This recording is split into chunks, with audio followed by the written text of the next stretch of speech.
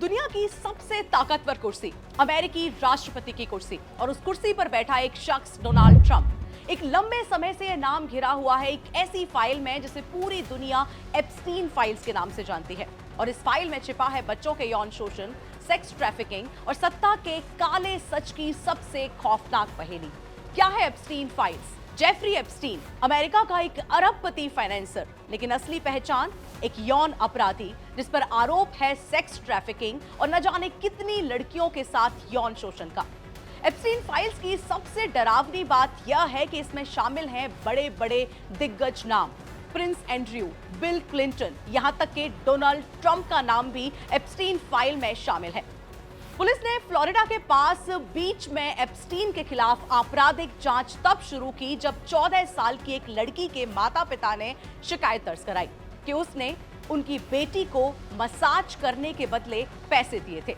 जांच के दौरान पुलिस को कई और नाबालिग लड़कियों से भी शिकायतें मिली। उन सब ने बताया कि एप्स्टीन ने अपने घर में उनका यौन शोषण किया, जिसकी शुरुआत अक्सर मसाज के बहाने होती थी। बाद में संघीय अभियोजकों यानी कि फेडरल प्रोसिक्यूटर्स ने भी यह खुलासा किया कि यह शोषण साल 2002 से ही चल रहा था। जुलाई 2006 में पाम बीच काउंटी की एक ग्रैंड जूरी ने एप्स्टीन पर वेश्यावृत्ति के लिए उकसाने का आरोप लगाया, जो कि एक गंभीर अपराध था। लेकिन न्याय विभाग यानी कि डिपार्टमेंट ऑफ जस्टिस की रिपोर्ट के अनुसार पाम बीच पुलिस विभाग के मुखिया और मुख्य जासूस ने इस मामले को एफबीआई के पास भेज दिया।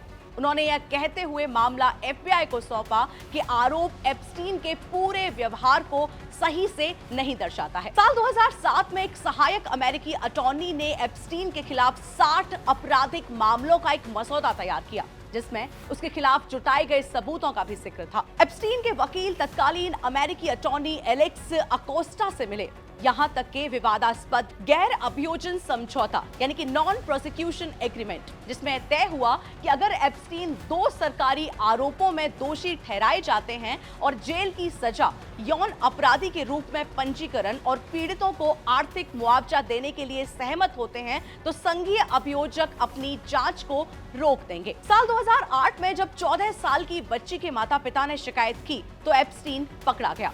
पूरा घर नाबालिग लड़कियों की तस्वीरों से भरा हुआ था। उसे यौन अपराधी घोषित किया गया, लेकिन बड़ी सजा से वो अब भी बच निकला। क्यों? क्योंकि पीछे था सत्ता का हाथ, बड़े नामों का खेल। नवंबर 2018 में मियामी हेराल्ड ने एप्स्टीन और तत्कालीन अटॉर्नी अकोस्टा की भूमिका पर कई रिपोर्ट पब्लिश की। इन रिपोर्टों से इस मामले में लोगों की दिलचस्पी और बढ़ गई और यह धारणा बनी कि शक्तिशाली लोग भी इस अपराध में शामिल हो सकते हैं और इसीलिए एप्स्टीन को बचाया जा रहा है। फिर वक्त आता है दिसंबर 2018 का। रिपोर्ट के एक हफ्ते बाद एप्स्टीन ने उन महिलाओं का प्रतिनिधित्व कर रहे वकील ब्रैडली एडवर्ड्स के साथ एक समझौते पर हस्ताक्षर कर लिया, जिसके कारण यह मामला खत्म हो गया। फिर वक्त आता है साल 2019 का। दोबारा गिरफ्तारी हुई। आरोप और भी बड़े थे। लड़कियों की तस्करी का पूरा नेटवर्क एप्स्टीन संभाल रहा था, लेकिन मुकदमे से पहले ही जेल की कोठरी में एप्स्टीन की मौत हो गई। आधिकारिक रिपोर्ट्स कहती हैं कि एक आत्महत्या थी, लेकिन सवाल ये आत्महत्या थी या फिर जानबूझकर एप्स्टीन को चुप करा दिया गया। एप्स्टीन की मृत्यु के बाद अमेरिकी जिला न्यायाधीश रिचर्ड एम बर्नन ने अभियोग खारिज करने की सुनवाई और पीड़ित को अपनी गवाही देने का मौका दिया, और इसमें कोर्टनी वाइल्ड भी शामिल थी, जिन्होंने कहा जेफरी एप्स्टीन ने हमारी न्याय प्रणाली में हेरफेर किया है, जहां आज तक भी उन्हें अपने कृत्यों के लिए कभी जवाबदेह नहीं ठहराया गया है। अब बात करते हैं कि ट्रंप का नाम एप्स्टीन फाइल में कैसे जुड़ा। 90 के दशक और साल 2000 में ट्रंप और एप्स्टीन जिगरी दोस्त बताए जाते हैं। उनकी कुछ तस्वीरें भी हैं जो सामने आई। फ्लाइट लॉग्स में भी ट्रंप का नाम एप्स्टीन के प्राइवेट जेट पर कई बार चढ़ा है। एप्स्टीन ट्रंप की शादी में भी मौजूद था। ट्रंप ने खुद साल 2002 में कहा था कि एप्स्टीन एक शानदार आदमी है, लेकिन जब पहला सेक्स क्राइम केस खुला तो ट्रंप ने किनारा कर लिया। कहा, अब मैं उसका फैन नहीं हूं। व्हाइट हाउस का दावा है कि ट्रंप ने उसे अपने क्लब से बाहर निकाल दिया था, लेकिन फाइलों में नाम कैसे आया? कांग्रेस और इन्वेस्टिगेशन का दबाव।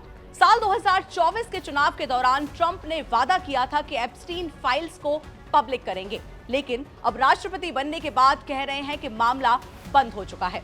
उनके अपने समर्थक रिपब्लिकन पार्टी के अंदर से भी दबाव है कि एप्स्टीन फाइल्स को खोला जाए ताकि सच सामने आए। कांग्रेस की ओवरसाइट कमेटी ने समन जारी कर दिए हैं। क्लिंटन फैमिली से लेकर पूर्व अधिकारियों तक सबके नाम मांगे जा रहे हैं और रिपोर्ट्स कहती हैं कि इन गुप्त दस्तावेजों में ट्रंप का नाम भी दर्ज है। लेकिन ये फाइल कहां है? सबसे बड़ा सवाल यह है कि एप्स्टीन का क्लाइंट लिस्ट कहां है? क्या एप्स्टीन सिर्फ अकेले था या उसके नेटवर्क में शामिल थे दुनिया के सबसे ताकतवर लोग? डीओजे यानी कि द डिपार्टमेंट ऑफ जस्टिस और FBI, the federal bureau of investigation कहता है कि कोई ग्राहक सूची उपलब्ध ही नहीं है। लेकिन ट्रंप की अटॉर्नी जनरल पैम बोंडी, यूएस की अटॉर्नी जनरल खुद मान चुकी हैं कि मेरे डेस्क पर एक लिस्ट रखी है, यानी कुछ है जो छिपाया जा रहा है।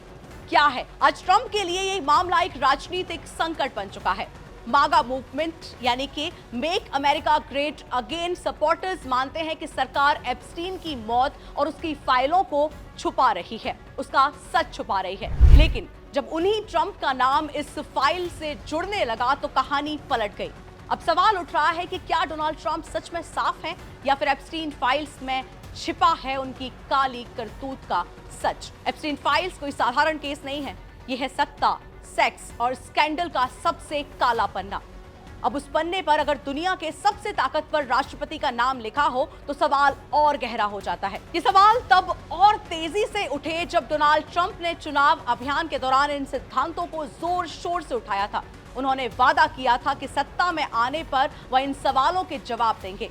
लेकिन अब जब वो सत्ता में हैं तो उनके लिए उनके समर्थन, अपने समर्थकों को यह समझाना मुश्किल हो रहा है।